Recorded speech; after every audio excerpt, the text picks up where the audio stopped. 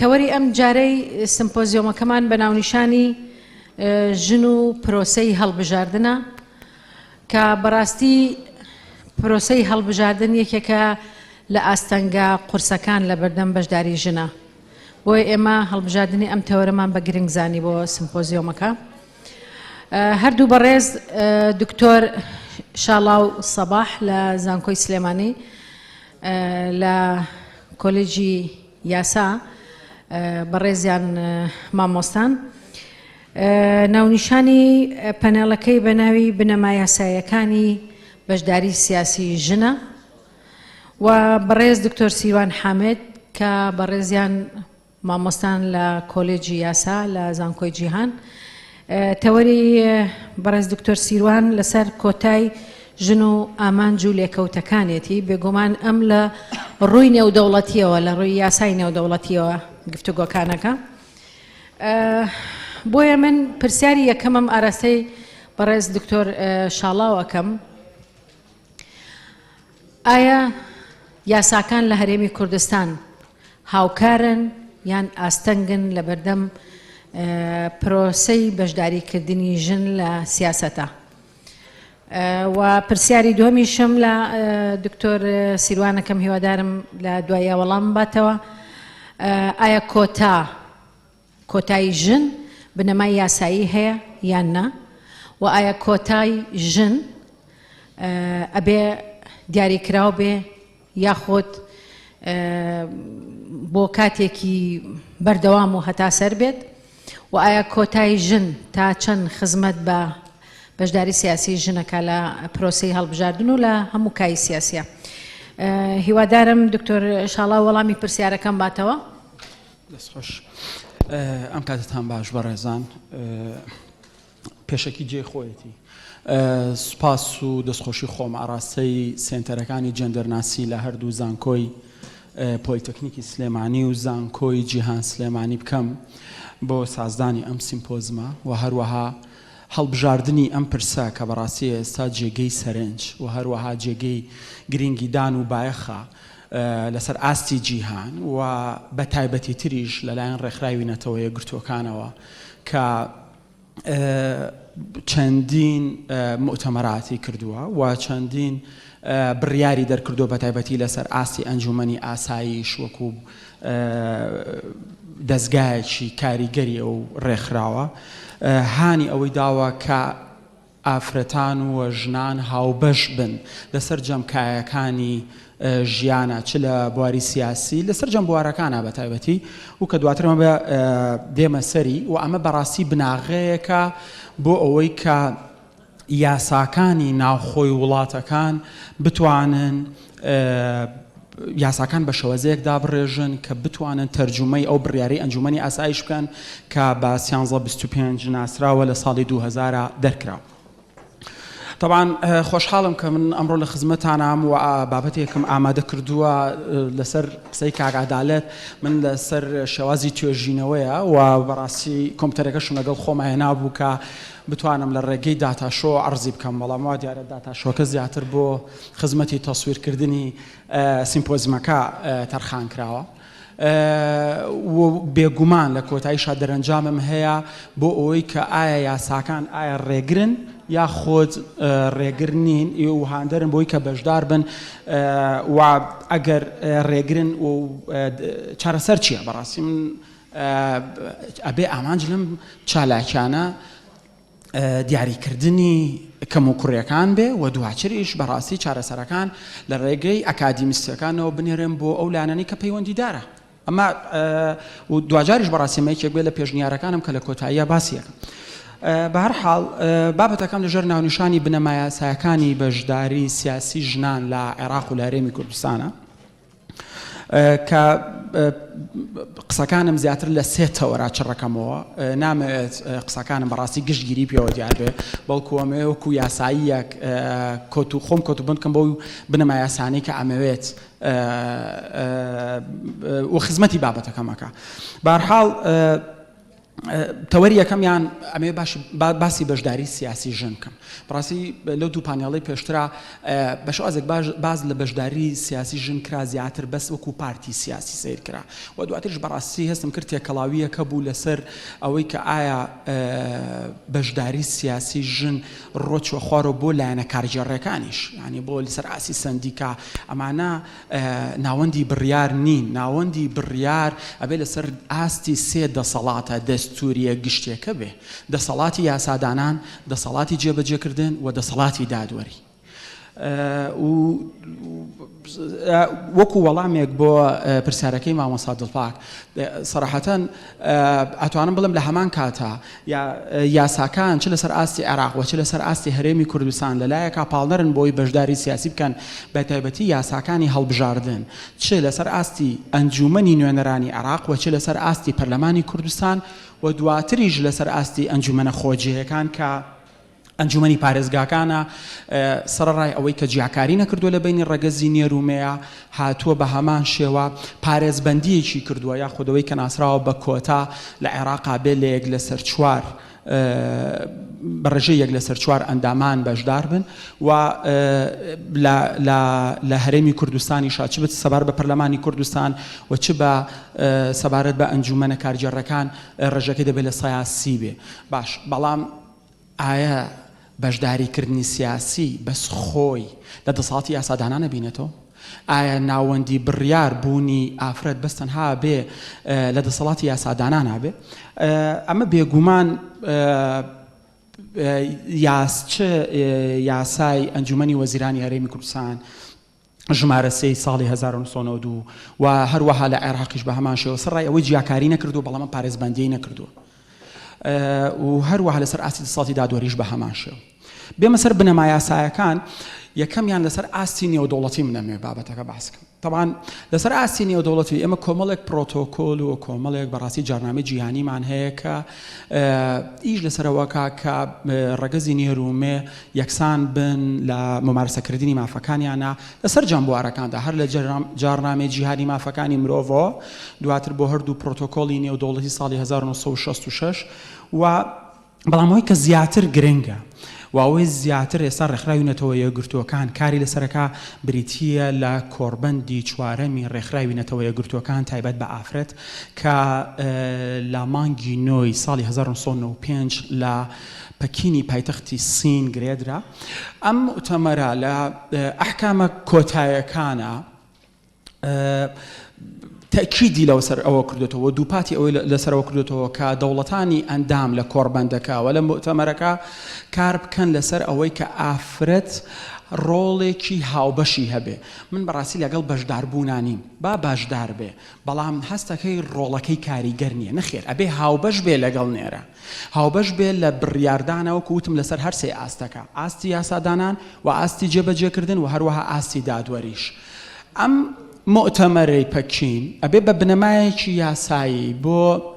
بڕیاری 1325 کە لە ئەنجومەنی ئاسایشی ڕێکخراوینەتە یەکگرتووەکان دەرەچێت و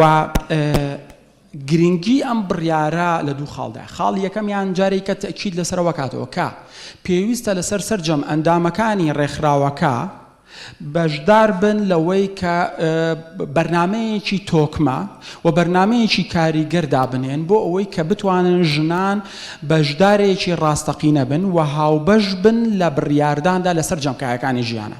جا ئایا کایەی سیاسیە، ئایا کایی کۆمەڵایەتیە، ئایا هەموو کایەکان کە لە چوارچێوەی کۆمەڵگەکەیە. لەبەرەوەی من بابەتەکەم زیاتر پەیوەندیە سیاسیەکەیە بۆیە من تەنها تشکە خەمە سەرەوەی کە ئایا تا چەندێک بڕیاری 1325 تەرجومە کراوە لە یاسا ناوخۆیەکانی عێراق و هەرێمی کوردستانە بە تایبەتی کە بڕیاری 1325 لە ساڵی 2000 دەرچووە و دەستوری عێراق دەستوری کۆماری عێراق لە ساڵی 2005 دەرچووە و دەستورێکە کە تا ڕادەیەک توانیوێتی هەنگاونان بەرەو دیموکراتی، هەنگاونان بەرەو ئەوەی کە بنەماکانی یاسای نێودەوڵەتی جێبەجێ بکرێت لە عێراقا و دواتریش لە هەرێمی کوردستان بە هەمان شێوە. سەبارەت بە بێمە سەر دەستوری عێراقی صراحەتەن دەستوری عراقی هیچ جیاکاریەکی نەکردووە لە ممارسەکردنی مافە سیاسیەکانە چ مافی دەنگدان و هەروەها چ مافی خۆپاڵاوتن و بگرە وەکو مامۆستا پەیمان پێشتر ئاماژەی پێە جیاکاریەکی ئیجابی کردووە لە بەرژەوەندی ئافرەتان بەس بۆ تەنهاچی بۆ دەسەڵاتی یاسادانان بەوەی کە بێ بەڕێژەی لە 125 ئافرەت بوونی هەبێ لە ئەنجومەنی نوێنەرانی عێراق و دواتریش لە ئەنجومەنی محافظاتەکانی سەر بە عێراق لە عێراق 25 لە سەبارەت بە هەرێمی کوردستان ئێمە بەداخەوە تاکو ئێستا دەستورێکمان نییە کە تەنزیمی بابەتە بکە ئەوەی کە هەمانە بریتە لە یاسای ژمارەیەکی یاسای هەڵبژاردننی پەرلەمانی کوردستان و ئەم یاسایە لە مادەی 9 بە هەمان شێوە هیچ جیاکاریەکی نەکردووە لە بەشداریکردنی ئافرەتان چ لە دەنگدان و چ لە خۆپاڵاوتن بۆ پەرلەمانی هەرێمی کوردستان و لە هەمان کاتیشە بە هەمان شێوە بە جیاکاریەکی ئیجابی وەرگرتو بۆ بەرژەوەندی خانمان بەوەی کە نابێ ڕێژەی بەشداربوونی ئافرەتان لە 130 کەمتر بێ لە پەرلەمانی کوردستان و سەبارەتیش بە هەردوو یاسای هەڵبژاردننی ئەنجومەنی پارێزگاکانی بەغداد و هەروە یاسای هەڵبژاردنەکانی هەرێمی کوردستانیش بە هەمان شێوە هیچ جیاکارێکی نەکردو و لە هەمان کاتیشە بۆ جیاکاری ئیجابیەی وەرگرتووە باش ئەگەر بینە سەر کەواتە ئەتوانین بڵین فعلەن بڕیاری 325 لە بواری دەسەڵاتی یاسادانانە تەرجومە کراوە بۆ سەر یاسا ناوخۆیەکان بەس تەنها لە دەسەڵاتی یاسادانانە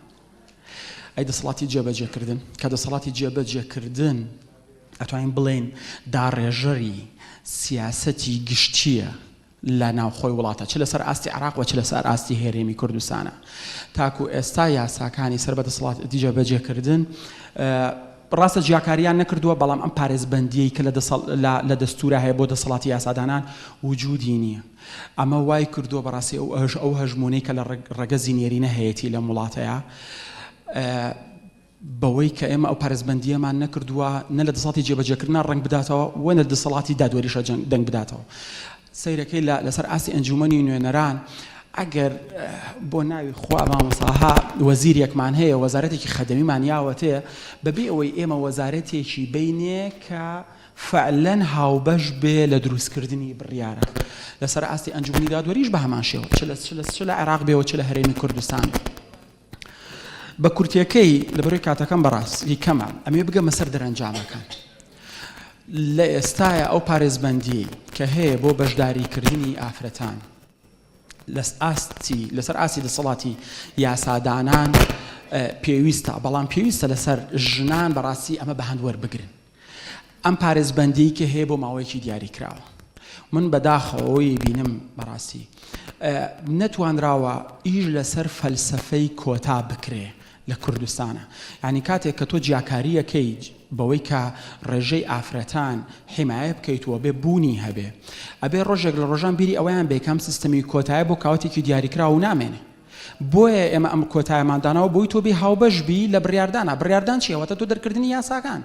دەرکردنی ڕێنمایەکان ئەبێ لە یاساکان و ڕێنمایەکانە هەوڵ بی مافەکانی خۆت بچەسپێنی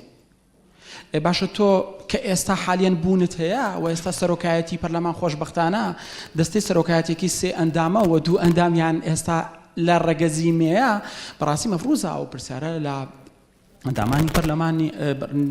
مێینە بکرێ بۆی کە کار لەسەرەوە بکرێ مافەکانی بە یاسا بچەسپێنێ بنەمای یاساییە مافەکانە چەسپێنێ بنەمای یاساییە ئێمە پێشتر باسی کەلتورمان کرد باسی بۆ نمونە ئاینمان کرد یا باسی هەنێشتی تر کرا کە ڕێگرن بەڵام تۆ وەرە بە یاسا مافەکانی بچەسپێنە وەکو چۆن چەسپانوتە بۆ دەسەڵاتی یاسادانان بۆ دەسەڵاتی جێبەجێکردنیش دای بنێ کە ئەبێ لە کابینەی حکومەتا بە هەمان شێوە هیچ نەبێت لە ڕێژەی لە 125 بەشدار بێەوە وەلایانی کەم یەک دوو وەزارەتی سیادی لا بێ نەک خەدەمی و بە هەمان شێوە لەسەر ئەنجومەنی دادوەری کە گرنگە ئاخر بابەت کەمەوێ باسی بکەم بەڕاستی هیوادارم ئەم چالاکیانە بەس تەنها عرضکردنی بابەت نەبێ بەڕاستی هەردوو سێنتەری جێندەرناسی و مامۆستا دڵپاک لە تەنیشتمەوە و دکتۆرە هەناو ئەبێت چالاکیەکانیان بە شێوازێک جیاوازی پێوە دیار بێت کە دەرەنجامی ئەکادیمیستەکان بگەێنە ناوەندەکانی بڕیار بگەێنە ئەندامانی پەرلەمان کە کار لەسەرەوە بکەن پڕۆژە یاساکان کە دائەنرێ بتوانرێ بەڕای من ئێستا ئەو پارێزبەندیە ئەو کۆتایە پێویستە هەم لەسەر دەسەڵاتی جێبەجێکردن هەبێ و هەم لەسەر دەسەڵاتی دادوەریشا هەبێ بۆ ئەوەی بتوانین ئێمە ئەو هەژمونەی کە پیاو هەیە بەڕاستی بۆ شازێکی باڵانسەکە بێنینەوە ناو کۆمەڵگەی کوردی جارێک کە بە یاسا تەنزیممان کرد دواتریژەوە بەڕاستی شارەزایانی بواری کۆمەڵایەتی شارەزایانی بواری ئابووری کار لەسەر کایەکانی تری کۆمەڵگە بکەن لەبەرەوە داواکارم بەڕاستی من دەرەنجامەکانم لایە دواتر بتوانرێت لەم ئەنجام وەکو دەرەنجامی ئەم سیمپۆزمە بدرێ بە لایەنی پەیوەندیدار بۆی کاتێک کە بتوانیمان هامواری پرۆژە یاسایی دەسەڵاتی جێبەجێکردمان کرد لە کوردستانەوە پارێزبەندی بۆ دابنێ هاموار دەسەڵاتی دادوەریمان کرد بە هەمان شێوە پارێزبەندی بۆ دابنێن و سوپاس بۆ گوێگرتنی بەڕێستە دەست خۆش بێ دکتۆر شاڵاو بەڕاستی دکتۆر شاڵاو پەنجەی خستە چەند خاڵێکی زۆر گرنگ لە ڕووی یاساییەوە ئەو پێی وایە کە بنەما یاسایەکانی بەشداری سیاسی ژن لە میساقی نەتەوەی گرتوەکانەوە سەرچاوی گرتووە ئەمە بەدڵنیایی وایە و پێی وایە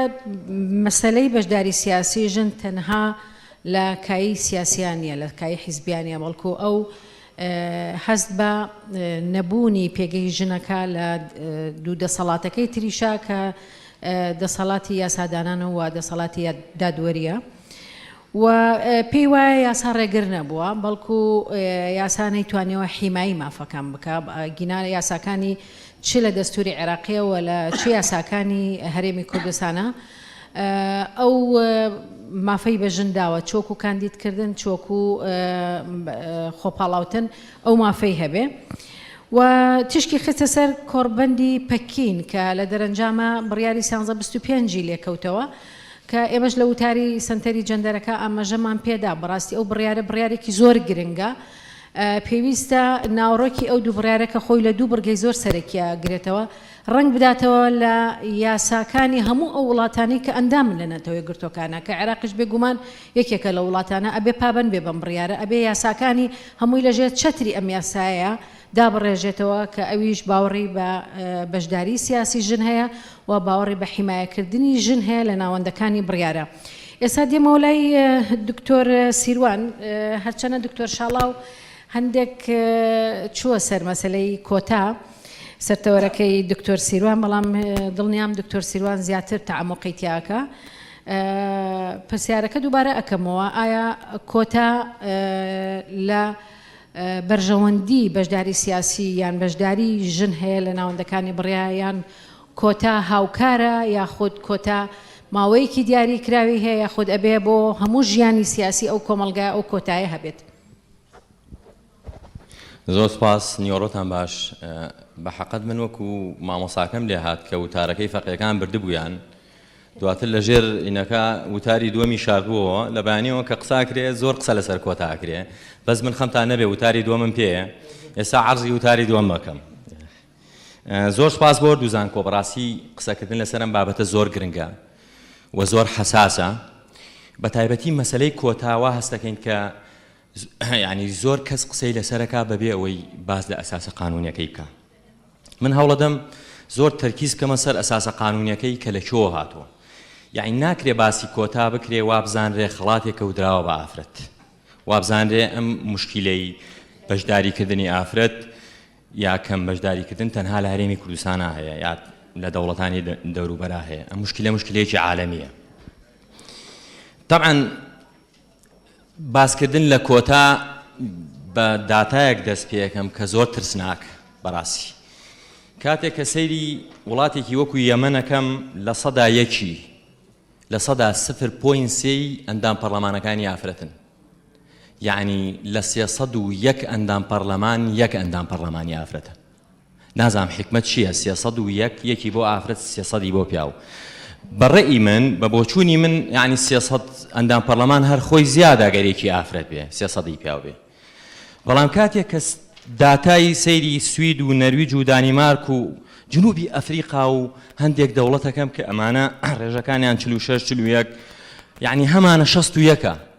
ڕواندا کە وڵاتێکە خۆتان نەزانن زۆر بە کارەسات تا ڕۆشتووە و حاڵەتی زۆر ناخۆشی بەسەرا هاتووە ڕێژەی ئافرەت بەبێ کۆتا 61 لە ناو پەرلەمانەکەی بۆیە هەندێک جار من خۆم پرسیار لە خۆمەکەم تەمان ئەمە من بە تەواتی پشگیری مامۆستا عەدالەتەکەم کەوتی پێویستە لە چوارچێوەی وەرەقەیەکی بەحسیە خۆشبەختانە ئەمە بابەتێکی بەحسی من و هاوڕێم کاکتۆر زانایە کە مدەیەکی زۆرە خەریکینی منە پرسم ئایا لە وڵاتێک کە کۆتا نییە بەڵام ڕێژەی ئافرەت لە سەدا 40-50-60 کۆتامان پێویستە بەڵام لە وڵاتێک کە کۆتا نییە ڕێژەی ئافرەت 0.3 لە 300 ئەندام پەرلەمان 301 ئافرەتە کۆتامان پێویستە هەستەکەی لە هەندێک حاڵەتە کۆتا زۆر زەرورە لە هەندێک حاڵەتیشا کۆتا پێویست نییە وی ئیتفاقیە دەولیەکان بە کۆی عام هەرچی ئیتفاقیاتی دەولی هەیە تایبەتە بە حقوقی ئینسان باسی مەبدەئی مساواتەکە باسی ئەوە ئەکا کە پێویستە ژن و پیا و یەکسان بن تەنها بۆ ژن و پیاو نییە لەسەر ئەساسی قەومیەت یعنی نەتەوەیەک لەگەڵ نەتەوەیەکی کە دینێک لەگەڵ دینێکی کە ناکرێت جیاوازیان لەگەڵا بکرێت بەڵام کە کۆمەڵێک دەوڵەتی وەکو یەمەن و ئێران و پێشتر عێراق و سعودیە و لوبنان و ئەمانە ئەبینێ کە ڕێژەی ئافرەت ئەوەندە کەمەتیانە هاتووە چی کردووە معالەجەی مەبدەئی مساواتی کردووە بە مەبدەیەکی کە پێوتێ مەبدە التەمیز الئیجابی یعنی چی تەمیز ئیجابی یعنی جیاکاری بەڵام بەلایەنە ئیجابیەکەی طبعا ئێمە ئیتفاقیەکمان هەیە کە زۆر جار ناسراوە بە ئیتفاقی سیداو یا ئیتفاقی منعی جیاوازی ڕەگەزی دژی ئافرەت لە ساڵی 1979 کە ئەم ئیتفاقیە دوور نزیک یعنی هەمووی فەقەرەکانی کە ئەخوێنیتەوە باسی مساواتەکە باسی ئەوە کە پێویستە ژن و پیا و یەکسان بن طبعا مەسەلەی عەدالەت و عەدل و عەدالەت مشکلەیەکی قانونی زۆر قۆڵی لەسەرە من نامەوێت لە ڕقسەی لەسەر بکەم ئێمە تحقیقی عەدالەت بکەین یا تحقیقی عەدل بکەین چکە مەوزوعێکی قانونی سەرفە ئەگونجێت زۆر ئیسفادەی نەبێت لێرا کە باسی لێ بکەین بەڵام ئەم ئیتفاقیە هەستی بەوە کردووە کە دەوڵەتانێک هەیە ڕێگە نادەن بە ئافرەت بچێتە مەجالیسە ئینتیخابیەکان یا بچێتە موقعی قەرارەوە لە مادە 4 فەقەرەیەکە مادەیەکی زۆر جوانی داناوە ئەڵێ بە هیچ شێوەیەک بە تەمیزدا نانرێ هەر ئیجراعات و ڕێگە و شوێنێک کە دەوڵەت بیگرێتە بەر لە پێناو هاوسەنگکردنەوەی ئەو زوڵمەی کە لە ئافرەت کراوە بۆی بێتەوە پێگەی پیاوان کەواتە ڕاستە ئیتفاقێکە بە شێوەیەکی عام باسی ئەوە ئاکا نابێت جیاوازی ڕەگەزی لە نێوان پیا و ژنا بکرێ هەموو ئیتفاقێکە خۆی منعی تەمیزی عنصوریە دژی ئافرەت بەڵام لە بڕگەیەکە هەستی بەم خاڵە کردووە کە ئەڵێ نا ئەم حاڵەتە ئەم جیاوازیە ئەم لە مەسلحەتدانانە بۆ ئافرەت بە هیچ شێوەیەک ناکرێ بە تەمیز دابنرێت ئیتفاقیەکی کەمان هەیە ئەمە تایبەت نییە بە ئافرەتەوە بۆ هەمووانە ئیتفاقیەکمان هەیە کە تایبەتە بە کۆتایی هێنان بە تەمیزی عنصوری بە تایبەتی ئەمە زۆر تەرکیزی کردووەتە سەر بابەتی تەمیزی عنصوری دژی نەتەوەکان دژی مکەوناتن قەومیەکان کە لە دەوڵەتە هەیە کە من پێم وایە لە ڕووی قانونیەوە وشەی عەقلیات زۆر قورسە ئێمە بڵین کەمینە ئەو پێکاتە قەومیانەی کە لە ناو وڵاتێکە هەن ئەم زیاتر تەرکیزی کردووەتە سەرەوە تەکید لەسەر ئەوە ئەکاتەوە کە نابێ هەر تەمیزێک لە مەسلحەتی ئەمانە ئەکرێ بە تەمیزی اعتیبار بکرێ بەڵام مەرج و شەرتی دیاریکراوی خۆی هەیە سەری ئیتفاقی سیداو بکەن بزان چی ئەڵێ پێویستە لەسەر هەموو دەوڵەتان لە فترەیەکی زەمەنی دیاریکراوە سیاغەی دەساتیرەکانیان بکەنەوە واتە دەستورەکانیان ئیعادەی سیاغەی بکەنەوە بە شێوەیەک لە هەر شوێنەکە پێویستە جیاوازی لە نێوان ژن و پیاوان نەکرێت یەکسانی کەنەوە لە هەر شوێنێکیشا پێویستە کە تەمیزێکی ئیجابی لە مەسلحەتی هەر چینێک بە تایبەتی ئافرەت بکرێ دەستورەکان بەو شێوە داڕێژێنەوە لە هەمان کاتە ئەو هەستی کردووە کە تەنها دەستورەکان زۆر گرنگ نین چکە بەڕاستی ئەمە دەستورەکانمان شتی جوانی تایە داوا ئەکا قانونی انتخاباتی هەموو وڵاتەکان قانونە انتخاباتەکان تعدیل بکرێنەوە چکە هەستی بەوە کردووە کە بەشێکی زۆری قوانینەکان بە شێوەیەک داڕێژراون کە لە مەسلحەتی جیلێکن لە مەسلحەتی زیاتر پیاوانن ئەڵێ پێویستە تعدیل بکرێتەوە و تعدیلەکە بە شێوەیەک بێکە لە هەر شوێنەکە پێویستەکە یەکسانی دەسەبەر بکرێ یەکسانی دەسەبەر بکرێ لە هەر شوێنێکیشا پێویستەکە تەمیزی ئیجابی دووبارەیەکەمەوە کە زۆر جار واناوراوە کۆتا تەمیزە ئیجابی لە بڕگەیەک لە بڕگەکانە دایبنێ لەیەکێک لە بڕگەکانی ئەم ئیتیفاقیە تاکید لە مەسەلەی کۆتای حزبیە کاتەوە. بەڕێزان ژیانی سیاسی یعنی من ئۆتۆڕۆحەی دکتۆراکەم لەسەر حکووماتی ینی شەرعیەتی حکووماتە لە قانونی دەولی بە نەتیجە تێگەشتوم کە حکوومەتێکی شەرعی لە مجتەمەعی دەولیە دروست نابێ هەتا ئێمە ئەساسی حیزبایەتی لە وڵاتان نەبینەوە قاڵبە دروستەکەی خۆی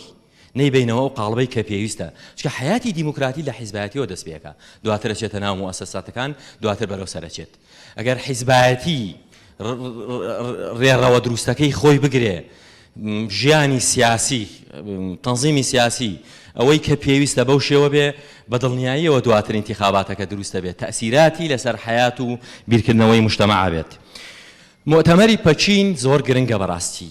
یعنی دروستە کە ئافرەتان بەڕێی من بیخوێننەوە و زۆر جار بگەڕێنەوە سەری بۆ دیفاعکردن لە مافەکانی خۆیان. بزانین لە فەقەرە 2 مادە 109 داڵێ چی؟ ئەڵێ پێویستە لەسەر هەموو حکوومەتێک تأکید لەسەر کۆتای ئافرەتان بکاتەوە ئەگەر هات و ئافرەت بە ڕێژەی خۆی نەیتوانی یعنی بەو ڕێژەی کە پێویستە نەیتوانی بگاتە ناو مەجالیسە منتەخەبەکان ئەوانەی کە هەڵبژێراون. یعنی لیژنەیەکیشی دروست کردووەم لیژنە متابعەی تەنفیزی ئیتفاقیەکەیەکە تەمان لەسەرەتا 20 دەوڵەت چووە ناوم ئیتیفاقیە تۆزێ قورس بوو بۆ دەوڵەتەکان کە زۆر بە ئاسانی بچنە ناو ئیتفاقیەکی واوە کە تاکید لەسەر یەکسانی نێوان ژن و پیاوەکاتەوە بەڵام بە نەتیجە دەوڵەتەکان وردە چوونە ناو ئیتفاقیەکە ئێستا 170 دەوڵەت زیاد لە 170 دەوڵەت تایەتی کە ئەم 170 دەوڵەتە هەموو دەوڵەتانی عەرەبی تایە کە بوون بە ئەندام و تەوقیعیان لەسەر ئیتفاقیەکە کردووە. جۆرێک لە جۆرەکان مەسلەی ئافرەتیان هێناوە مساواتی ئافرەتیان هێناوەتە ناو یاساکان بەڵام لە بواری پراکتیکا زۆڵمێکی زۆریان کردووە کە دواتر تیشکە خەمەسەری. لەبەر کاتەکەم زۆر ناچمە سەر تەفاسیلی تر چکە ئاساسی دەولی زیاترمان هەیە ئەو مەرجانە چین کە پێویستە کۆتای لەسەر بنیاد بنرێ ناکرێت لە وڵاتێکا تۆ هەر ئاوا کۆتا بدەی بە ئافرەت. بۆچوونی من ئەمە بۆچوونی شخصی خۆمە باشترین سیستەمی سیاسی ئەو سیستەمە سیاسی نییە کە سیستەمی کۆتا دائانێ بۆ ئافرەتان بۆیە بیانگەنێتە پەرلەمان. باشترین سیستەمی سیاسی لە حاڵەتی وجودی مشکیلا ئەو سیستەمە سیاسەیە کە متابعەکە انتخابات دوای انتخابات ئایا ئەم سیستەمی تەمیزی ئیجابی و کۆتا چەنە تەئسیراتی هەبووە لەوەی کە ژنان بە دەنگی خۆیان بچن ناو پەرلەمانەوە. بەداخەوە ئێستا ئێمەوە هەستەکەین لە هەڵبژاردننی یەکەمەوە تاوەکو هەڵبژاردننی ئاخیر ئەمانەوێ هەر لە ڕێژەی لە سەدا سی ئافرەت بچێتە ناو پەرلەمان بە نسبەت کوردستانەوە بە نسبەت عێراقیشەوە 25. دراسەیەکمان نییە لەسەر ئەوەی کە ئێستا من ئەمەیە بەڕاستی ئەوە بکەم لە هەڵبژاردننی یەکەم چەند ئافرەت بە حەقی خۆی گەیشت چەند ئافرەت بە حەقی خۆی گەیشت دووەم چەند ئافرەت بە حەقی خۆی گەیشت سێم چەند ئافرەت بە حەقی خۆی گەیشت بە نەتیجە ئێمە هەر کاتێک گەیشتینەوەی کە ڕێژەی لە سەدا 30 ئەندامانی پەرلەمان لە ئافرەت بوون بە حەقی خۆیان ئەو کۆتاکاڵەوە شێنینەوە. ئەو کاتە دەرەکەوێت کە مجتەمەعی ئێمە مجتەمەعێکی پێشکەوتووە. بەڕاستی ناردنی ئافرەت بۆ پەرلەمان لە ڕێگەی کۆتاوە هەنگاوێکی باشە بەڕێی من بەڵام هەتا سەر ئەگەر ئێمە بە دیموکراتیەتی وڵاتەکەمان شانازی بەمەوە بکەین بە تەسەڕوی من نقطەیەکی خەلەلە ئەبێ لە نقطەیەکە ئێمە بگەین یعنی بۆ نمونە لەم ئینتیخاباتی کە کۆتایی چەند ئافرەت بە حەقی خۆی گەشتووە ئایا هەرسی ئەندام هەر لە سەداسیەکەی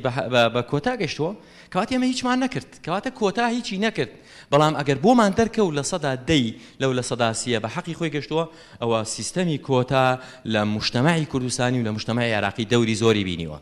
یعنی بە تەجروبە دەرکەوتووە بەڕێزان ینی ئەم لە سەدا 61 کە هەیە لە هەندێک وڵات ئەم لە سەدا 40 کە هەیە لە هەندێک وڵات لە سوید خۆ هەر لە خۆیەوە نەهاتووە بەڵکو لە چۆ هاتووە لەوە هاتووە کە یاساکان ئیشانە سەر ئەوە کردووە کە ڕێگە خۆشکەن بۆ ئافرەت کە ڕێگەیان خۆش کردووە بۆ ئافرەت بینیویانە ئافرەت بەڕاستی مستەحەقی ئەوەیە ئەو جێگایە و نەک مستەحەقا بەڵکو حەقی خۆیەتی و زۆڵمی لێکراوە پێشووتر. ئێمە ئەبێ ئیسپاتی ئەوە بکەین ئیسپاتی ئەوەش بەوە ئەکرێت کە سیستەمی کۆتا سیستەمێکی کاتی بێ کە ئەڵێن سیستەمی کۆتا سیستەمێکی کاتیە هەموو نەسەکانی یاسای نێودەوڵەتی ئەڵێ ئەو کۆتایی کە دائانێ بۆ ئافرەتان کۆتایەکە کاتیە بەڵام کە ئەڵێن کاتیە ئایا چی پێویستە لەسەر حکوومەت یعنی حکوومەت پێویستە لە فترەیەکی زەمەنی تەنها ئەم کۆتا بدا بە ئافرەت و لێ بگەڕێ نەخێر پێویستە لەسەر حکوومەت هەموو ئەو جیاوازیانەی کە بەهۆی ئیقتصادەوە بەهۆی تاریخەوە بەهۆی سیاسەتەوە بەهۆی زوڵمەوە بەهۆی کەلتورەوە هاتووەتە ناو مجتەمەع و ئافرەت تیا چەوساوەتەوە هەڵی بگرێت يعني لەو فترە زەمەنیەی 20 ساڵی کە دائەنرێ عادەتەن 23 پێویستە حکوومەت مەسئولیت بکەوێتە سەرشانی يعني بەڕێزان ئێستا حکوومەتی هەرێمی کوردستان حکوومەتی عێراق بە کەمتەر خەم لەم بوارەدانێ من بەڕاستی بۆ لەبەرەوەی واتی ئەگا نەسێکی لە دەستورا داناوە ئیش لەسەرەوە ناکا کە جیاوازە ڕەگەزیەکان کەم کاتەوە کەم تا زۆر کردوێتی بەڵام ئایا وەکو پێویستە يعني من ئێستا پێشنیارەکەم ئەگەر کۆتا لا ببرێ لا مەسەلەی انتخابات چەند ژنە بە حەقی خۆی ئەگاتە پەرلەمان ئایا 5 ئەگا ئەگەر ئەگا یعنی ئێمە هیچمان نەکرد بەڵام ئەگەر 20 گەیشت کەواتە ئێمە چیمان کردووە ئێمە نقطەیەکی گرنگمان ئیسارە کردووە دووەم بوونی مبرر يعني ناكر السيستمي كوتا دامني ببي مبررێکی موضوعي ومعقول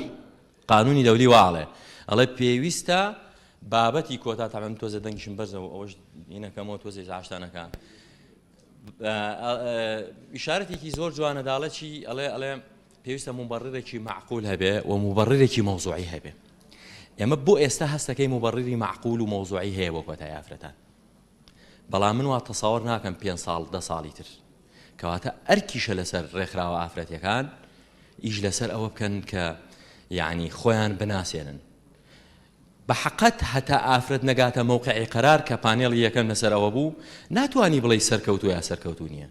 یعنی ئەمە هەتاوەکو ئافرەتێک نەکەین بە سەرۆکی پەرلەمان چۆن بتوانین بڵێن ئافرەتێکی سەرۆکی پەرلەمانی ئافرەت باشتر بووە لە سەرۆکێکی پەرلەمانی پیاو کە پێشووتر هەبووە کەواتە ئەبێ بیان گەێنین بەس کە گەیشتنە ئەو جێگەیە ببورن کەڵێن بیان گەێنین ئەگونجێ لەو سۆنگەیەوە بڵێن بیان گەێنین من دەنگ بە ئافرەتێک بدەم یعنی بۆی بگاتەوە مەوقعە ئافرەت کە گەیشتە ئەوێ ئیتر ئەبێ لێگەڕێت ئیش بکات و خۆی بسەلمێنێ و بتوانێت ئیمکانێتی خۆی ئیسبات بکات نەکەوەی کە بەداخەوە هەندێک جار چۆن لە پیاوانایی بینین ئەگەنە جێگایەک ئیستیغلالی بۆ مەبەستە شەخسیەکانی خۆی کە ئافرەتان زۆر لەمە حەساسترن لە پیاوان ئەکرێ پیاوێک زۆر بە ئاسایی لە مجتەمەعی ئێمە بگاتە دەسەڵات و بۆ مەبەستە شەخسیەکەی خۆی بەکاری بێنێ بەس یعنی ئەمە پێشنیاری من ئەگەر ئافرەتێک گەیشت ئەگەر هات و زەرەریشی کرد نابێ ئەو پێگەیە بۆ خۆی بەکاری بێنێ بۆ ئەوەی تەسبیت ببێ لە مێشکی یەک بەیەکی مجتەمەعە کە بەڵێ ئافرەت دەتوانێ قیادەی مجتەمەع بکات ئامان چییە زۆر هینێکمە ئامان چییە لە سیستەمی کۆتا طبعا تمثيلي ملائم يعني براسيت نونراتك ملائم نيس تو يعني هر بو نقطه يقرينوا سياسه وياك عندنا برلمان ياك عندنا برلماني افرد به ملائمه مجبوري لولاتي واچی دابني كوتا دابني بلام لولاتي كل الرجي چلا 45 50 60 يعني خوي نونراتك ملائمه بيسي بچيناكا بيسي بكوتاناكا هەندێک جار مەبدەئی مساوات کە بەشێکی زۆری اتفاقیاتە دەولیەکان و بەشێکی دەساتیرەکان تاکیدیان نەکردوێتەوە بەڕاستی بۆشایی دروستەکانی کێشە دروستەکە تحقیقی مساوات کە زۆر جار ئەمە داواکاری ئافرەتانە هەندێک جار کێشە دروستەکە ئەم تەمیزی ئیجابیە بۆ پڕکردنەوەی ئەو مەشاکیلانەیە کە دروستە بێ لە ئەنجامی مساوات یعنی ڕاستە ئافرەتان هەمیشە داوای مساواتەکەن بەڵام ئەگەر لێرە مساوات تەطبیق بکەین هەمویان خێنە بەردەم مجتەمەعەوە بۆی دەنگ بدا ئەگونجێ لە مجتەمەعێکی کوردستانیە لە مجتەمەعێکی عێراقیە ئافرەت نەتوانێت لە ڕێگەی دەنگەکانەوە ئەو کورسیە پێویستانە بێنێ بۆیە ئەم تەمیزە ئیجابیە هەوڵەدا چی پڕ بکاتەوە هەوڵەدا و کەم و کورتیانە پڕ بکاتەوە یەک داتای بچووکە خەمە ڕوو لەسەر مەسەلەی کۆتای ئافرەتان لە سەدا 30 یعنی 15 دەوڵەتی دنیا لە 15 دەوڵەتی دنیا ڕێژەی ئافرەت لە سەدا 30 زیاترە لە پەرلەمانە طبعا ڕۆندا زۆر بەرزە 61 سویدا 46 نەرویجە 41 دانیمارکە 38 جنوبی ئەفریقایە 42 بەس تێ ناکەم ئەمە تۆزێک دوایی چێکی شەکەمەوە مۆزەمبیق تێ ناکەم ئێمە زۆر جار مەهاڵێن ئەڵێ لە مۆزەمبیقەژی بەڵام لە مۆزەمبیق ڕێژەکە زۆر زۆرە ئیترە گونجی ئەمە غەڵەتم کرد بێ چونکە بەحسەکە کە لە بەردەستما بوو بە زمانی ئینگلیزی بووە نەمتوانی زۆر مۆزەمبیق 39 یعنی ئەمەش ئەڵمانیا 30 فەڕەنسا 39 کە لە هیچیانە باسی کۆتای ئافرەتانیش نەکراوە ئافرەتە کرێت لە مجتەمەعێکی پێشکەوتووە 40-50-60 بێنێ بەبێ پێویست بە کۆتا بکە طبعا لە 75 دەوڵەتی دنیا لە بینی 15 بۆ 25 من ضمنی عێراق یەکەم دەوڵەتی عەرەبیە کە ڕێژەی ئەندام پەرلەمان لە عێراق لە پەرلەمانی عێراق ئەگاتە لە 125 طبعا کوردستان لە عێراق زیاترە بەڵام ئێمە دراسەکە لەسەر ئەساسی ئین کراوە ئیمارات بەداخەوە ئەویش لە 125.2 بەڵام نۆی بە نۆ ئەندام پەرلەمانی ئافرەتی تایە نۆکە هەشتی بە تاعینکردن دانەیەکیان بەڵبژاردنە هەشتی بە تاعینکردن ئەوەی کە کارەساتە لە 100 کەمترە لە 100 تا لە 103 کە یەمەن ئێرانە هەندێک دەوڵەتی کەش زۆر خۆشە بەڕاستی سعودیە بەحرێن عمان قەتەر ئەمانە لە دەستورەکانیان ڕێژەی زۆر جوانیان داناوە بەڵام کە چیتە بواری واقع سەیرەکەی وانە هەرڵێ ئەم مادە لە دەستور هەیە مادە لە قانون هەیە لە قانونی انتخابات بەڵام هێشتا جارە تەفعیلی ناکەین هەڵێگرین بۆ کوێ هەڵێگرین بۆ کاتی گونجاو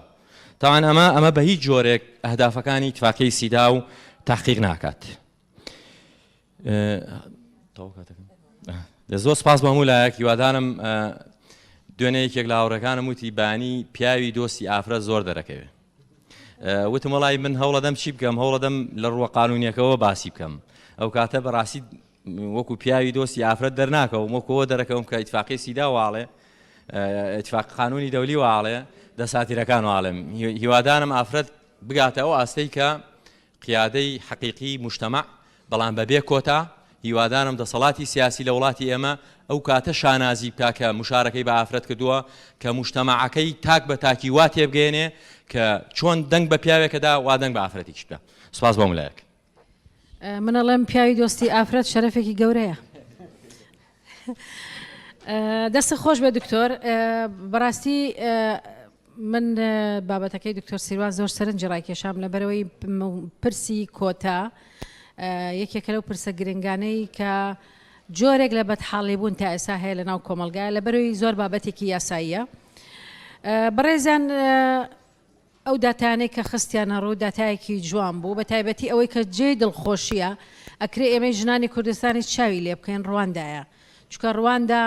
وڵاتی پاش پرۆسەی تاوانی جینۆساید و کۆمەڵکوژیەکی زۆر ئەنجاژن بتوانێت لە 161 جمگەکانی دەسەڵات بگرێتە دەست بەڕاستی جێی ئافرینە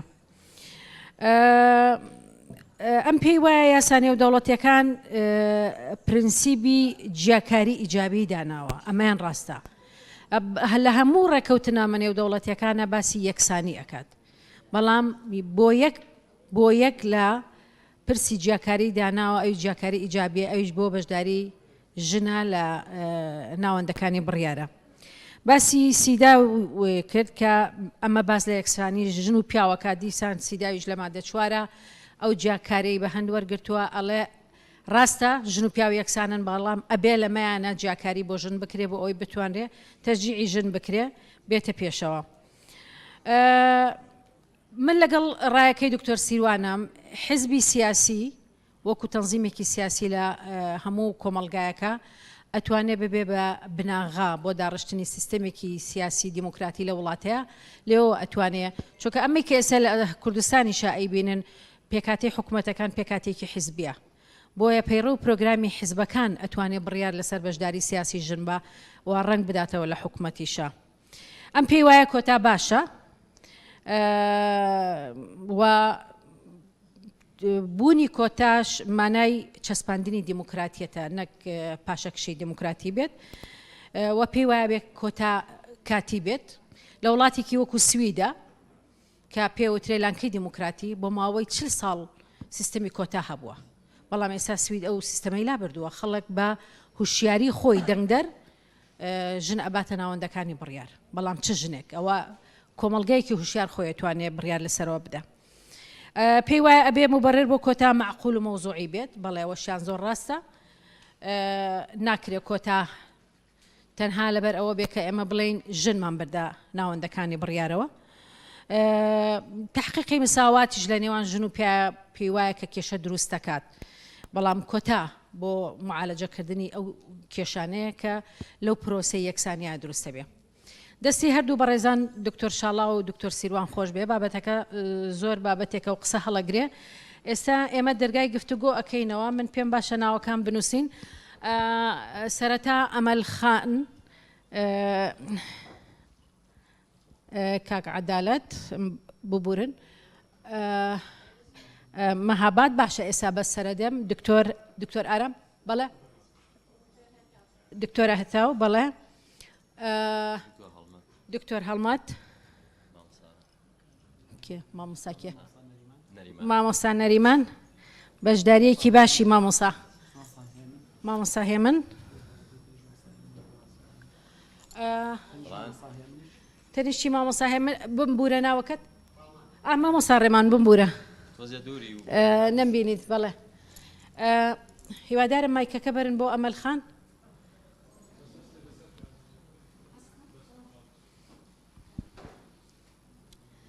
دەستی هەلۆ نییە سەوت نییە خۆم بەخوا زۆر باش هەیە زۆر باش دەستی هەردوو بەڕێزان خۆش بێ دەستی بەڕێوەبەری پانەڵیش دوو بابەتی زۆر شایک و زۆر زۆر تێکەڵکێشە باز لە بڕیاری 325 کرد دکتۆر بڕیاری 325 بە ضرورەتی ناوچە ململانەکان واتە بۆ ئەو وڵاتانە دەرچوو کە جێی ناکۆکی و ململانەی سیاسی و چەکداریتیایە بۆچی لەبەرەوەی ژن بپارێزێ لە ململانەکان و ژن بەر لەوەی شەڕ ڕوو بدا زەمینە سازی بکا بۆ ویقایی ژن لەوەی کە ڕوویدا بەرامبەر بە کچان و ژنانی ئێزیدی کە ڕوبەڕووی اختصاب و بازرگانی پێکردن بوونەوە بۆیە بڕیارەکە بۆ 7 دەوڵەت دەرچوو لە تەرکیز لەوانە عراقێکی لەو دەوڵەتانەوە من بۆ خۆم یەکێکم لەوانەی لەسەر ئاستی عراق ئیشی لەسەرەکەین بەڵام یەکێک لە ڕەکیزەکان باز لە ڕەکیزەی مشارەکەکە بە زۆر جەخت لەسەر بەشداری ژنەکە لە پرۆسەی ئاشتەوایی سیاسیە کە لە تەعایشی سلمیە و لە ئاشتەواییە دەبێت ژن لە پرۆسی سیاسی و لە دانوستانەکانە ئەوە بێ پرسیارەکە من لە ئێوە کەم لەم دانوستانانەی کە ئێستا حزابی سیاسیەکەن کوا ژن وەکو بەشدار بوویەکی سەرەکی دوو ژن پاڵێوراوە بۆ پەرلەمانی کوردستان بۆ سەرۆکی پەرلەمان هیچیان بەشدار نابن لەو دانوستانانەی کە حزابەکانی کەن ئەمە بۆ خۆی جێگای سەرنجەلەوەی کە هەوەیە لایەنێکی تر باست لە کۆتا کرد دکتۆر کۆتای قائیمەشمان هەیە پیاوان زۆر زۆر هینمان نەکەن لەوەی پیاوەکان بە حەقی خۆیان دەرەچن ئەوان بە کۆتای قائیمە دەرەچن ژن بە کۆتای ڕەگەزی دەرەچێ بۆیە پیاوانیش وەکو ژنان دەنگی حەقیقی خۆیان نەهێنن ئەگەر بێتە سەر ئەو زەمینەیە کە هەیە بەڵام ناچمە سەر تەفاسیلی ئەوەی کە لایەنی دووەمێتی تەناقوزێکی زۆر گەورە لە ڕووی قانونیەوە هەیە لەناو پەرلەمانە قانونی ئەحزابمان هەیە قانونی انتخاباتمان هەیە لە قانونی ئەحزابە نظامی کۆتا دانەنراوە بە سەداسی لە کاتێکا کە مەفروض وایە بەر لەوەی لە قانونی انتخابات دابنرێ لە قانونی ئەحزابە لە سەداسی دانرێ بۆ چونکە بە نەتیجە حزبەکانن کە ئەوە ئەکەن و لایەنێکی تر کە باست لە یاسا کرد بەڵێ یاسا گرنگە بەڵام تا زەمینەی کۆمەڵایەتی سیاسی ئابووری و فەرهەنگی لەم کوردستانە و عێراق و ناوچەکە چارەسەر نەکرێ و ڕیشەی هەڵنەتەکێنرێ ئەو ڕێگریانە پێم وانییە یاسا سەروەر بێت چونکە بەهای یاسا لە جێبەجێکردنیەتی نەک لە دەرکردنی بەو شێوە زۆرە دەستە خۆش بێ عەدالەت دەستا خۆش بێ لە ڕاستیە بابەتەکەی هەردووچیان گرنگن بەڵام ئەوەی دکتۆر سیروان زۆر ملاحەزاتی زۆر زۆرە وروژێنە لەبەرەوەی بابەتەکە لە ڕووی قانونەوە گرنگە بەڵام کافی نییە بەتەنها یعنی یەکێک لە کێشەکانی کۆتا چییە؟ یعنی شتێکی بەدیهیە بڵێ بریتیە لە مەبدەیەکی تەحول لە مەبدەئی مجەڕەدەوە بۆ مەبدەیەکی ئیجرایی چونکە مساوات مەبدەیەکی مجەڕەدە بۆ ئەوەی بتوانێت بکرێ بە شتێکی عەمەلی تەحویل کرا بۆ مەبدەیەکی ئیجرایی کە چییە تەمییزی ئیجابیە کە لە کۆتایە ناولێنراوە بەڵام خەلەلی کۆتای لە چیایە بۆ کۆمەڵگاکانی ئەم ناوچەی ئێمە لەوەیە کە دوو شت هەیە لە باری ئەبا بەنسبەت ئەم کۆمەڵگانەی کە پێوتێ کۆمەڵگاکانی ڕۆژهەڵاتی ناوەڕاست یەکەمیان قیاسکردنی قۆناغی گەشەکردنی وشیاری کۆمەڵگەی لە مجتەمەعاتانەیە ئەم قیاسکردنە لەبارە بە دوو قیاسکردنی فعالیەتی تەنشیەی ئیجتیماعی سیاسی لە مجتەمەعاتانەیە بۆیە کە ئەم دوو عملیە لەبارە بەچی ئەتوانی دەستنیشانی موقەتی پرەنسیپەکە بکەی چۆن لەکوێ ئاڵی ئەبێ لێرێ بوەستێ ئللا ئەبێ مەبداکە هەڵبگیرێ بۆی توانای قیاسکردنی تەنشیعی فعالیەتی تەنشیعی سیاسی و اجتیماعی هەبێ ئەبێ مەبداکە هەڵگیری بۆی بتوانی بزانێ تەتەووری وعی و اجتیماعی بەکوێ گەیشتووە یعنی ئەو بابەتی باسێکی بێگومان زۆر گرنگە بەڵام لە ڕاستی لەسەر ئاستی فکری و فەلسەفیش قسەی لەسەر کرێت چونکە ئەوە بابەتێک یعنی بۆ دێشی قانونی گرنگی هەیە بەڵام بعد هەر ئەساسەکەی چۆن کۆمەلگایەک ئامادەکەی کە لە لەحزەیەکی مێژوویە بۆ تحقیقکردنی ئەو موساواتەی کە باسێکن بە شێوەیەکی عەمەلی لە ڕێگەی ئەم مەبدەئە ئیجرائیەوە بگاتەوە ئاستەی کە پێویستی بە کۆتانە بێ و کۆتاییەتی هەڵبژیرێ. دەستە خۆش بێ مەهاباد خان. دەست خۆش دڵپاکخان دیارە من لەسەر دکتۆر شاڵا و لەسەر یاساکان یاسای بەشداری ژنان بەڕاستی ئەو سێدەسەڵاتە وایە ژنانی پێچێتە ناوەندی بڕیار لە هەمان کاتا من تەئیدی قسەکانی ئەمەلخانەکەم بزەبت ئەگەر ئێمە لە دەستوری پەرلەمانیە بەداخەوەکە نیمانە ئەگەر یاسای ئەحزابەکان لەویا ڕێژەیەکی دیاریکرا بۆ ژنان دیاری بکە پێم وایە بۆ ئامانجی گەیشتن بە دەسەڵات و ناوەندی بڕیار زۆرتر ئەبێ. لە هەمان کاتە لەسەر مەسلەی کۆتا کە لە عێراقا هاتووە چ لە پەرلەمانی عێراق چ لە پەرلەمانی کوردستان دیارە عێراقێک لە وڵاتانەی کە پێویستە بە ضرورێتێک زانرا لە دانانی دەستوری عێراقی کە ئەو کاتە خۆمی لێبووم ئەو دەستورە بۆیە دانرا ئەو ڕێژەیە وتیان فعلەن کۆمەلگای ئێمە کۆمەلگایەکی ئیسلامی و لە هەمان کاتە کۆمەلگاکە پێویستی بەوەیە کە ژنان بگەنە ناوەندی بڕیارەکان بۆیە بە پێویست زانرا ئەو ڕێژەیە دیاریکرێ هەرچەند ئێمە لەگەڵ ئەو ڕێژانە بوون کە لە سابسوێنی داوای لە ساچلیشمان کرد لەو کاتە بۆ پەرلەمانی کوردستانیش بە هەمان شێوە. لێرە ئەمە بەستم ئەوەیە ڕێژەی کۆتا بۆ ئێستەی بۆ ئەم قۆناغا پێمان باشە چونکە ئەگەر بێت و ئەو ڕێژەیە نەبێت پێم وایە ئەو ڕێژە دیاریکراوە ناگاتە پەرلەمان ڕەنگە بۆ چەند ساڵێکی کە بتوانێت واعی و شیاری کۆمەلگاکەمان بگاتە ئاستێوەی کە پێویست بە کۆتانەکات. دەستە خۆش بە دکتۆرە هەتاو.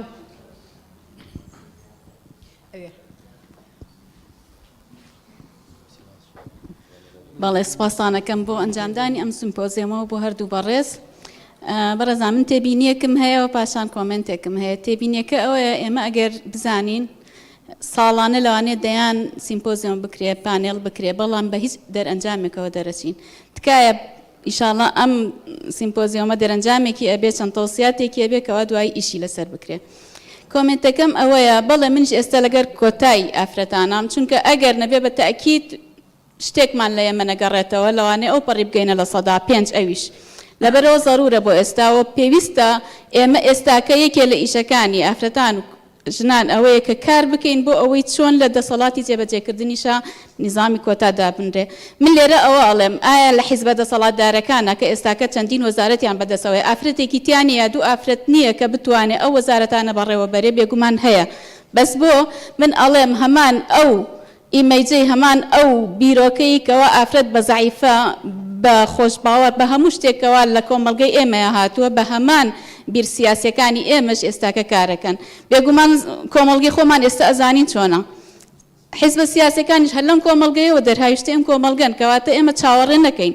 ئەبێ ئێمە وەکو ئافرەتان وەکو خوشکان هەوڵ بین وەکو ژنان هەوڵ بین کەوا زیاتر دەسەڵاتمان هەبێ بچینە ئەو ناوەندی بڕیارانە چونکە وەکو هەردوو بەڕێز ئاماژیان پێیا بە تایبەت ئەگەر ئافرەت لە ناوەندی بڕیارانە بێ هەر بەم جۆرە ئەمێنێتەوە و هیچ دەسەڵاتی نامێن و سپاسانەکەم. دەستە خۆش بێ مامۆستا هەڵمەت.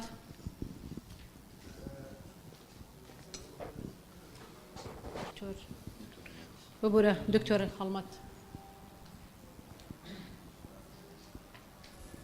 ئەم کاتتان باش وەڵام من دوو لەبەرەوەی بابەتەکە قانونیە منیش مامۆسای قانونی دەولیم بەڵام پێم خۆشە دوو تاقیب واتە دوو تێبینی و سەرنجی ورد بخەمە ڕوو. هیچیان پەیوەندیدار بە مەسەلەی تەطبیقکردنی قوانینی دەولی یاخود ئەوەی کە پێوترێ ئینسیجامکردن و گونجاندنی قوانینی دەولی و یاخود ئیتفاقیاتی دەولی ناوخۆی وڵاتانە بە تایبەتی ئەو ئیتفاقیاتانەی کە متعلقە بە حقوقی ئینسانەوە. هیچێک لە ڕێگرێ گەورەکانی جێبەجێکردنی ئیتفاقیاتی دەولی متعلق بە حقوقی ئینسانەوە بە تایبەتی مەسەلەی ئافرەت مەسەلەی تەحەفوزە. لە قانونی دەولیە شتێکەیە هەردوو مامۆسایانی بەڕێز باشتی ئەگەن مەبەسم چییە؟ تەحەفوزە. مەسەلەن دیارترین نمونە مەسەلەی ئیتفاقی سیداوە. یعنی عێراق بەڕەغمی ئەوەی کە هەنگاوی ناوە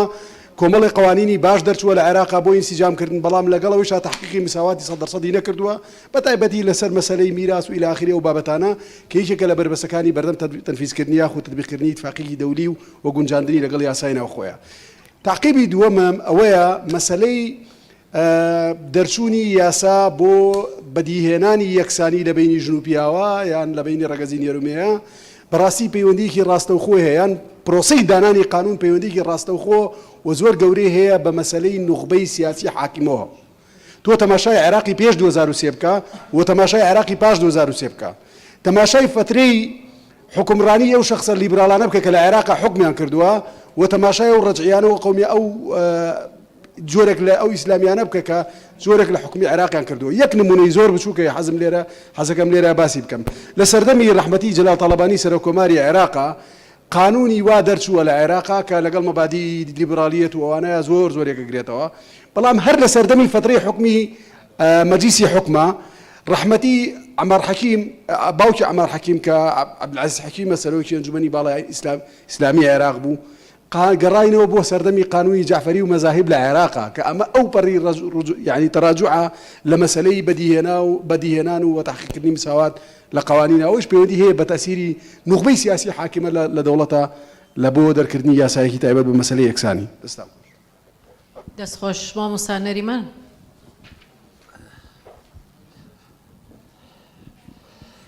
سوپاسی دکتۆر شێرکۆ و دکتۆر ئەفەن شاڵا و دکتۆر سیروان ئەەکەم قسەکانیان زۆر ڕێکوپێک بوو، بەڵام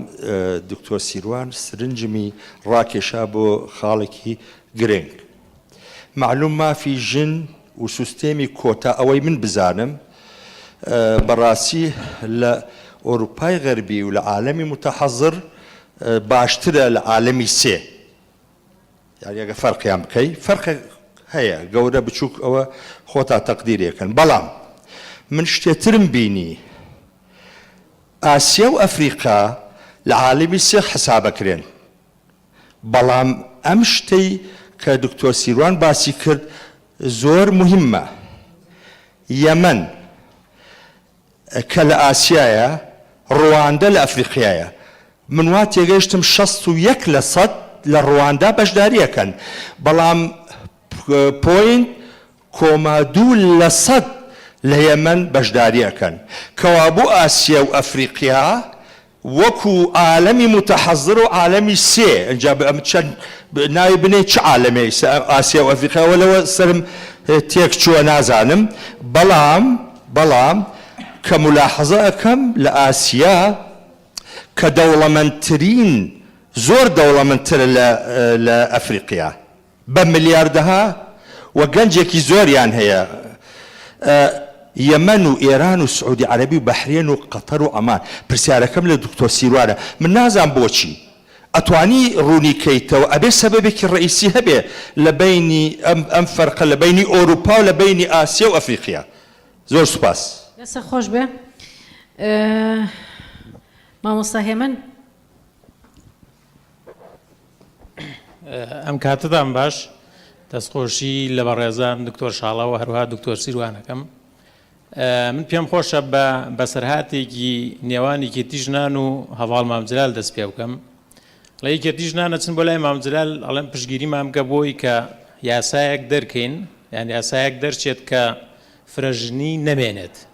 مامجلاش لە وەڵام ماڵی باش ئێوە بۆ هاتون بۆ لای من، ئێوە خۆتان ژنن، کاتێککە ئەزانن یەکێک ژنیەیە شووی پێمەکەن و کاتە فرەژنی بە ئاسایی نامێنێت. ئێستاش لە کوردستانە من پێم وایە نقطەی زوعفە ئەگەر ژنان داوای کۆتا بکەن لە پەرلەمانە، نەک لە دەسەڵاتەکانی کە چونکە دەسەڵاتەکانی کە هەم تەنفیزی و هەم قەزایی بە تەعیندا ئەنرێت. لێرە شتێکی طەبیعیە لەبەرەوەی وەکو پشگیریەک بۆ ئەوانش بۆی زوڵمیشیان لێ نەکرێ، بەڵام لە پەرلەمانە یاخود لە سوڵتەی تەشریعیە من بۆ خۆم بە نقطەی زوعفی ئەزانم و ئێستاشە لە دنیاە لە ئەگەر نمونەی ئەمریکا وەرگرین دیسکریمینیشن لە یاساکانە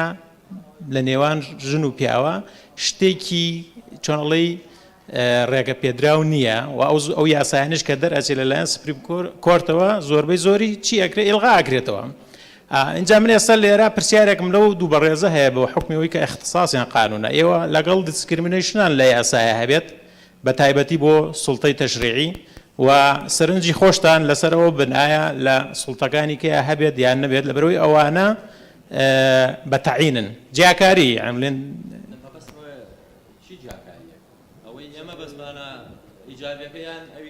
هەر بە هەر شێوەیەک بێت لەبەرەوەی تۆ جیاکاریەکەی وەکو ینی ڕۆڵی ژن لێرە چییە کەمەکەیتەوە ینی بۆچی جیاکاری هەبێت با خۆیان ڕۆڵیان هەبێت دەستان خۆش زۆر سپاس دەستە خۆش بێت مامۆستا ڕامان مامۆستا ڕامان لێرە نییە باشە کەس نەما ئێستاش هەردوو بەڕێز ڕێگەیان پێدەم کە وەڵامی پرسیارەکانتان بنەوە اوكي طبعا دەستان خۆش بێ ئەوەی کە پەیوەندی یاخود پرسیارەکانی تەوجیهی من کرد خات و ئەمەل باز لە بڕیاری 325 کرد و هەروەها بێگومان بڕیاری 325 کۆمەڵێک بەڕاستی بەندی تایە من تەنها باسی ئەو بەندەم کرد کە من بەلامەوە گرنگ بوو بەڕاستی سەرنجی ڕاکێشام ناڵێ بەشدار بوو ئەڵێ مشارەکە ئەڵێ هاوبەشیکردن باشە خۆی چەنەها بە نمونە ژنمان هەیە بەشدارە لە کۆمەڵەکانی سیاسی بەڵام ئایا فعلەن لە دەرکردنی بڕیارە هاوبەشە لەگەڵ پیاوە یاخود نەخێر من زیاترم خاڵم بەلاوە گرنگە ینی ئەبێ هاوبەش بێ شان بەشانی پیا و لە دەرکردنی بڕیارەکانە ئەوەی کە جەناب باسێکیکردنەوەی دانوستانە سیاسیەکان بەڕاستی منێک وتم ینی فەلسفەی کۆتا گەردا بنرێ بۆ ئەوەیە کە تۆ لە ماوەیەکە بتوانی جیاکاریەکی ئیجابیدا بنی بەوەی کە ئافرەت یاخود ژنان بەشدار نین لە ناوەندەکانی بڕیارە ئێمە ڕێگەیان بۆ خۆشکەین بێن و بتوانن دوجار بەشدارم لە بڕیارەکانە بە شێوەیە کە وردە وردەمە هەژبوونی پیاونیڵین بەسەر بڕیارەکانە بەتایبەتی ژۆ بڕیارە باز لەوە کە 325 باز لەوە کە ئەو وڵاتانەی کە تووشی ناکۆکی چەکداری بوون و بەهۆی بڕیارەکانی بۆنە ئێمەی پیاوە دکتۆر یاخۆی کە بەڕاستی پشکێکی زۆربان هەیە بتوانین لە ڕێگەی بڕیارەکانەوە ئەوانش بەشدار بن ئافرەتان و بتوانین کە کۆتایی بۆ شڕەنگێزی و کۆتایی بۆ ناکۆکی چەکداری بێنین و بەشێک بێت لە چارەسەر جا بەڕاستی بوونی ئافرەت لە ناوەندەکانی بڕیارە و بەڕای منیشەوە زەم ئەبێ بۆ وەڵامێکیش بۆ دکتۆر هەڵمەت بەڕاستی ینی من ناڵێم کە ئافرەت توانی لە دەسەڵاتی یاسادانانە وجودی هەبێت توانی لە دەسەڵاتی جێبەجێکردنە بڕیار دەرکات لە ڕێگەی ڕێنماییەکانەوە ئەتوانێت بەڕاستی تعدیلی هەموو یاساکان کە لە خزمەتی خۆی و ئەتوانێت ینی بۆ بەس ئێمە بەس باسی قانونی ئەحزابی سیاسی بکەین لەوەی کە ئێمە کۆتای بۆ دابنین نەخێر با لە ئەنجومی دادوەریش هەبێ تا ئێستا ئەنجومی دادوەری لەسەر ئاستی عێراقا لەسەر ئاستە باڵاکەی ئەڵێمە حاکممان هەیە ئافرەتە بەڵام بڕیارەکان چێ دەرێکە ئەنجومنی دادوەری دەرێکە ئەمەوە گرنگە بێگومان ئەگەر ئێمە توانیمان ئەو زەمانەتە لە ڕووی یاسایەوە بین بە ئافرەت و بەشدار بێ بەڵێ بێ سوود لەو کۆتا ببینێ و سوود لەو پارێزبەندی ببینێ بۆ یاساکان بە شێوازێکدا بنێ لەژێر هەژمونی پیاوەکان دەری بێنێ و دوجاریش بتوانێت مافەکانی بۆ خۆی دابنێ خاتومابات یاسای ئەحزابی سیاسی کۆتا دابدرێ من بەڕاستەکەی هەموو ئەو یاسانی کە ناتوانین تحقیقی تەوازن بکەین اینجا ئایا فاکتەرەکان زۆرن بەڕاستی ئایا کۆمەڵایەتیە و خەڵک بۆ دەنگ نادا بە ئافرەت یەکێک لە بەڕێزەکان ئاماژی بۆیە ینی ئێمە کاتە ناچارین بەبێ ئەم مافا لە یاسایە جێبەجێ بکەین بگومان یاسای ئەحزابی سیاسیش بە تایبەتی کە ئەحزابی سیاسی لە هەرێمی کوردستان هەژمونی بەسەر دەسەڵاتی جێبەجێکردنەوە لە هەموو دەسەڵاتەکانی تریش بێگومان ئەحزابی سیاسی هیچ ڕێگرێک نییە لەوەی کە کۆتای هەبێت بەڵام من جارێکە ژێڵێمەوە بۆ ماوەیەکی دیاری کراو و بەڕاستی بە تحقیقکردنی فەلسەفەکەی ئەوە زۆر گرنگ دکتۆرەتا و دەرەنجامەکانی سیمپۆزم من لە سەرەتایە وتم دکتۆرە ئەگەر نەڕی بەزگویەک لە هەڵامەکەم بیتەوە من لە سەرەتایە وتم بەڕاستیمە من توێژینەوەیەکمە و کۆمەڵێک دەرەنجامم هەبوو دەرەنجامەکان بە تاکی دەگەن مەدەست مامۆستا من هیوادارم کە ئەوان وەکو لایەنی پەیوەندیداری ئاگادار بکەنەوە ئیش لەسەر دەرەنجامەکان بکەنەوەیان لەمە گرنگتر مامۆستا هێمن کۆتا من تەسەوڕەکەم مەسەلەی پارێزبەندی دکتۆر سیروان ئەوەی بەس پەیوەندی بە دەسەڵاتی جێبەجێکردنەوە هەیە بۆ ماوەیەکی دیاریکراوە وەکو پێم وتی بۆی کە ئێمە یەکسانی بێنینە کایەوە یعنی ناکرێت من 111 ئەندام پەرلەمانم هەبێ بەڵام 11 ئەندامی ئافرەتم لێ بەکو پێم وتی هۆکارەکان زۆر جیاوازن لە ڕووی ژمارەشەوە بەڕاستی جیاوازە ئایا بۆ ئافرەت بە دەنگی خۆی ناڕوە لەگەڵەوە کە من بە هیچ کەمکردنەوەیەک نەبێت چەندها ئافرەتی متمەکنمان هەیە چ لەسەر ئاستی یاسا چ لەسەر ئاستی هەموو بارەکان لە خوێندنی باڵایە دووش بەڵێ من لەگەڵ ئەوەیە لە دەسەڵاتەکانی تریشا ئەو پارێزبەندیە هەبێ ئەو جیاکاریە هەبێ بۆ ئەوەی چونکەم پێم وتی بەشداری سیاسی بەس تەنها بریتینی لە دانانی یاسا بەشداری سیاسی واتە تۆ لە ناوەندەکانی بڕیارەوە و تەنهاش دەسەڵاتی یاسادانان ناوەندی بڕیار تاکە ناوەندی بڕیار نییە لەسەر ئاستی وڵات بەڵکو دەسەڵاتی جێبەجێکردن و دەسەڵاتی دادوەریش بەڕای من بە تایبەتی دەسەڵاتی جێبەجێکردن بێگومان ئەو پارێزبەندی هەبێ بۆ ئەوی بتوانین ئافرەت بەشدار و ڕۆڵێکی کاریگەری هەبێ لە دەرکردنی بڕیارەکان. سوپاس. زۆر سپاس بۆ مشارەکانی جەنابتان بەڕاستی بابەتەکەی دەوڵەمەند کرد بەس بنەمەوە بە سەریعی چکە لەگەڵ بەشێکی زۆری بوو بەڕاستی ئەوانە تەوزیح بوون و ئەگونجێت من باسم نەکردبێ لەبەر کەمی کاتیان بەنسبەت مامۆسای بەڕێز مامۆسا ئەمەل وەڵڵاهی من لەگەڵەوام لە کۆبوونەوەکانی ئافرەت هەبێ پیاویش هەبێ ئەوەش هەردووکی هەبێ ئەوەی پیاویش کۆتایی ینی هەمومان کۆتاین پیاویش کۆتایە و ژنیش کۆتابێ ینی تر بەتاکید قایمەی داخرا و وازەحەکە چۆنە. مامۆسای بەڕێز مامۆسا عەدالەت خۆی ئیشکالێتی تەحەولی دیموقراتی من لە توێژینەوەکەم بەڕاستی زۆر چوومەتە سەر ئیشکالێتێک دروستەکە لەو فترە چێ تۆ زانی مجتەمەعێک کاتێک کە دیکتاتۆریە بێ جۆرە عەقڵێتێکی هەیە جۆرە تاریخێکی هەیە جۆرە بیرکردنەوەیەکی هەیە جۆرە سیاسەتێک زاڵە بەسەری کە تەحەولەکە لە تەحەولە تعەدودی حیزبی دروستە بێ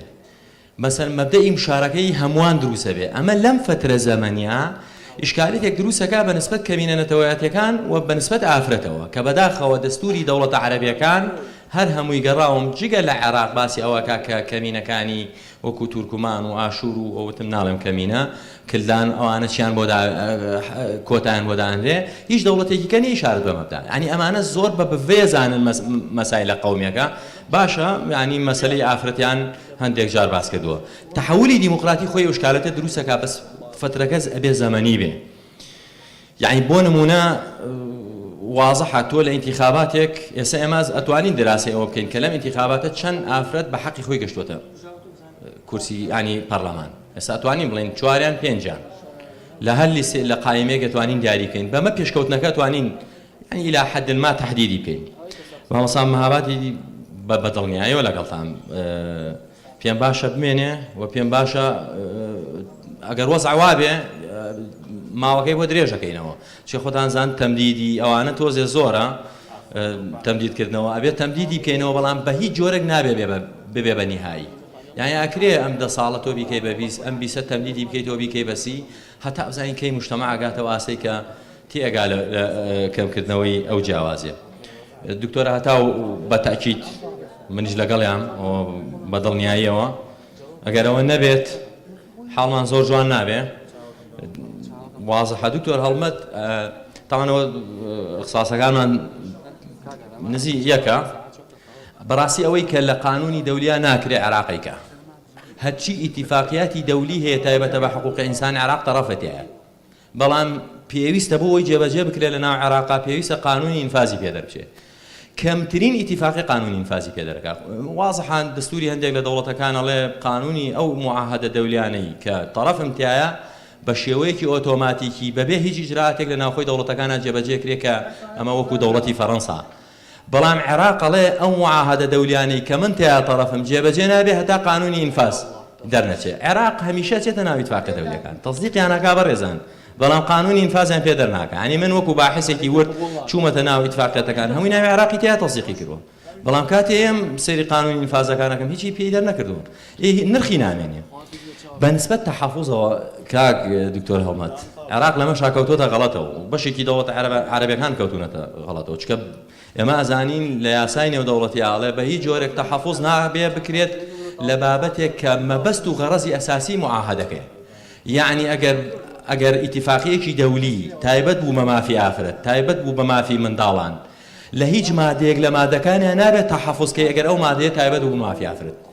یعنی عێراق تەحەفوزەکە بەس تەحەفوزەکەی لە ڕووی قانونیەوە نرخی نییە ئیتیفاقیی سیدا و دیارە بۆ چییە مەبەستەکەی دیارە مەغزاکەی دیارە بەس تۆی تەحەفوزی تیاکەی بەڵێ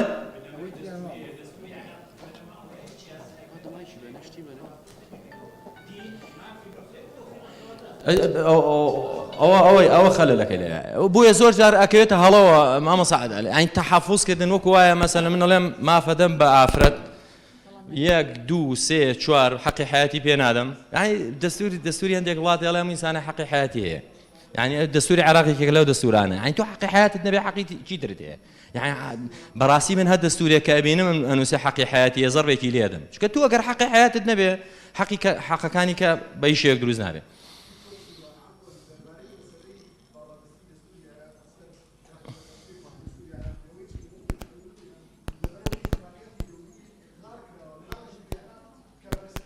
لا دستوري عراق راس مخالفي قانونا ما دسي وشج عليه همو او اتفاقياني كعراق انا طرف جزء كلا دستوري عراق ناله برسل دستورك برسل لا اساك بس دستورني برسلني لا دستورك او فرنسا والد بالنسبه ما وصلنا ريما والله اسيا وافريقيا توزع جوازا ليكتي يكون جي بيكاتا كومالاتي و ئاینی و نەتەوایەتی و ئەمانە خۆتەر هەمووی مامۆستا سامان لێرەیە هەمووی لێک بدەرەوە بە نەتیجە تێگەی کە ئەم وڵاتانە کێشەکانیان چیە و وڵاتانەی کە کێشەکانیان چی ئەگونجێ هەر لە وڵاتی ئاسیا شتی باشمانە بێ یعنی تەسەوریەوە ناکەین یەک ئەو مامۆستا هەیە من ئەڵێ وەڵی ئێمە کەمان نەکردەوە مامۆستای منی بەڕێز واقع کەمی کردەوە خۆزگای ئەگەر ئافرەت هەمووی دەنگی بە ئافرەت بلا ئێمە هیچ ئیشکالێتێک دروست نابوو ئەو کاتە باسی کۆتاشمان ناکرد بەڕاستی دەسەڵاتی تەنفیزیش وەستاوەتە سەر دەسەڵاتی تەشریعی ینی ئەگەر ئافرەت کۆتای هەبێ ینی دەنگی هەبێ لە دەسەڵاتی تەشریعیە و کاتەی کە دەسەڵاتی تەنفیزیە لە پەرلەمانەوە شەرعیەت وەرەگری ئەگەر ئافرەت دەنگ نەدا بە پەرلەمانتارە پیاوەکە بڵێ ئەم کابینەیە دەنگی پێ نادەم ئەگەر ئافرەتی تیانە بێ ئیشکالێت دروستە بێ بۆیە بە تەسەووری من زۆر گرنگە لە دەسەڵاتە تەشریعیەکە وجودی هەبێت چکە دەسەڵاتە تەشریعیەکە ئەبێتە ڕێگر بۆ دەسەڵاتە تەنفیزیەکە ئەگەر دەوڵەتەکە دەوڵەتێکی دیموکراتی بێ ئەگەر دیکتاتۆریش بوو ژنی تیا بێ و تیا نەبێ و دەسەڵاتی تەنفیزی تیا بێ و تەشریعی تیا بێ نرخێکی نابێ زۆر سپاس بۆ مولایەک دەستان خۆش بێ نسرین جان ئەگەر وەڵاهی تەوەری دووهەممان هەیە بەڵێ فەرموو لەسەر یاساکان بەڵێ سوپاس بەڕاستی بۆ هەردوو بەڕێزیان ئێوەکو محامی دایم لە هەڵبژاردنەکانە بەژاریمانەکەن محامیەکان بەس لە هەموو کاتا ژنان زیاترە چن بۆ دەنگان لە پیاوان ژن دەنگ نایە بەژن ئەمە خەلەلەکەی چێ چۆن چارەسەری بکەین سوپاسدانەکەم وڵی من پێم خۆشە لە جاتی هەردوو بە ڕێزان جواب بمەوە من پێم وایە ژن دەنگ بە ژن ئەدا بەڵام کاتێک بزانێ ئەو ژنە نوێنەی ڕاستەقینەی ژنە